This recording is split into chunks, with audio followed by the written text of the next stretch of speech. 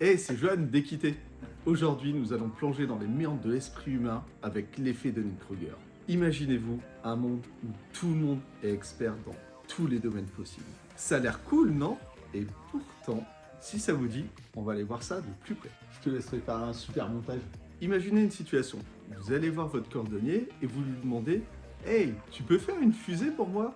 Et là, il vous répond « Ok, c'est bon, j'ai lu plein de bouquins sur Ariane 5, des fiches Wikipédia, on y va, dans 2 jours t'as ta fusée. » Vous seriez un petit peu dubitatif. Prenons une situation.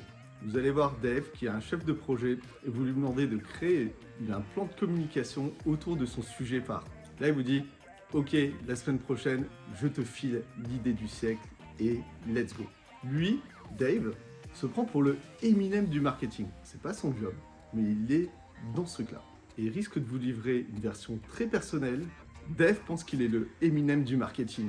C'est pas du tout son taf, mais il est persuadé qu'il va vous faire un chef-d'œuvre jamais vu. La réalité, c'est qu'il va vous fournir quelque chose de pas terrible du tout. Et c'est à ce moment-là que l'effet Dunning-Kruger rentre en scène. L'effet Dunning-Kruger s'illustre par une courbe qui ressemble à ça. T'as vu ça, Jamy? Et notre ami Dave se trouve tout en haut de la courbe, tout en haut de la montagne. On appelle ça la montagne de la stupidité. On va vous expliquer pourquoi. En gros, au tout début, quand on s'embarque, on a l'impression d'avoir une maîtrise totale. Et c'est normal. Par exemple, Dave et ses compétences autour du marketing. Puis, au fur et à mesure, on découvre des nouvelles choses. On voit que ce sujet est absolument pas maîtrisé et on se retrouve à être de plus en plus humble, à comprendre qu'on n'est pas du tout dans l'expertise. On va rentrer dans une phase de sous-estimation de nos compétences. Ok, maintenant on est clair. Pourquoi est-ce qu'on a un intérêt à détecter cet effet Dunning-Kruger dans les entreprises? Eh bien parce qu'il y a des conséquences sérieuses suite à cet effet.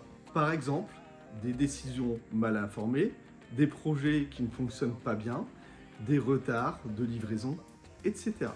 Parce que les gens n'ont pas les compétences ou sont persuadés avoir les compétences. On a un impact fort sur la productivité et l'efficacité. Alors, comment naviguer dans ce monde d'illusions et de surcompétences, de surconfiance? Il faut apprendre à détecter l'effet Dunning-Kruger chez soi, mais aussi chez les autres. Ok, et comme on est des gens sympas, on va vous donner 3 conseils pour détecter et vous aider avec Dunning-Kruger. Le premier, c'est prendre du recul, comprendre quelles sont ses compétences réelles et se rechallenger.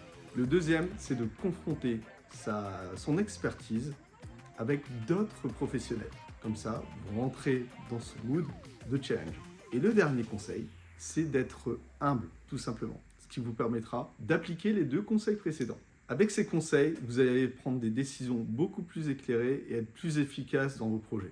Pour conclure, dans le monde professionnel, il vaut mieux être conscient de ses propres compétences et également de celles de vos collègues. Important. Sinon, vous allez vous retrouver avec Dave, votre chef de projet, qui va vous faire une session à la Eminem complètement...